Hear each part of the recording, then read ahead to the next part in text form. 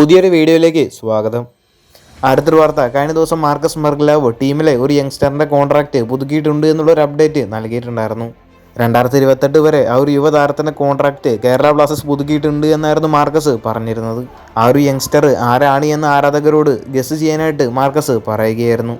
അങ്ങനെ ഇപ്പോൾ പുറത്ത് വന്നിട്ടുള്ള വാർത്ത അനുസരിച്ച് കേരള ബ്ലാസ്റ്റേഴ്സ് മലയാളി താരമായിട്ടുള്ള എബിൻ ദാസിൻ്റെ കോൺട്രാക്റ്റ് എക്സ്റ്റെൻഡ് ചെയ്തിട്ടുണ്ട്.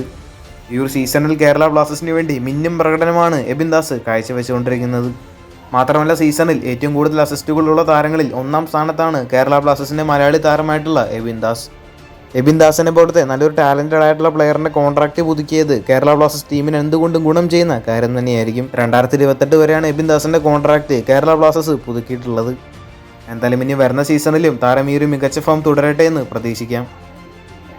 അടുത്തൊരു കാര്യം, നമുക്ക് ഈ ഒരു സീസണിലെ പോയിന്റ്സ് ടേബിൾ ഒന്ന് പരിശോധിച്ച് നോക്കാം.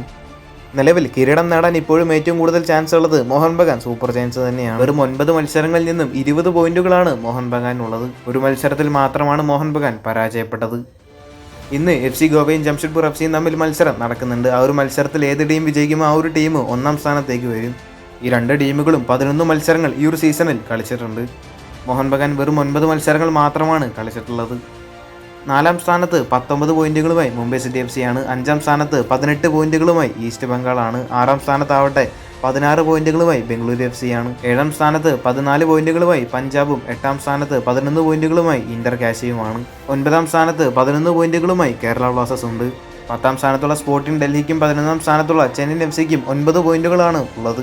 12-ാം സ്ഥാനത്ത് 7 പോയിന്റുകളുമായി നോർത്ത് ഈസ്റ്റും 13-ാം സ്ഥാനത്ത് 6 പോയിന്റുകളുമായി ഒഡീഷയും ഉണ്ട്. ഏറ്റവും അവസാനമുള്ളത് വെറും 3 പോയിന്റുകളുമായി മുഹമ്മദൻ എസ് ആണ്. ഈ ഒരു സീസണിൽ ഓൾമോസ്റ്റ് റെലഗേറ്റ് ആയി എന്ന് ഏതാണ്ട് ഉറപ്പായിട്ടുള്ള ടീമും മുഹമ്മദൻ എസ് തന്നെയാണ്. കൂടുതൽ അപ്ഡേറ്റ്സ് ഒക്കെ അറിയാനായിട്ട് ഈ ഒരു ചാനൽ സബ്സ്ക്രൈബ് ചെയ്യുക. അടുത്തൊരു വീഡിയോ ആയിട്ട് നമുക്ക് വീണ്ടും കാണാം.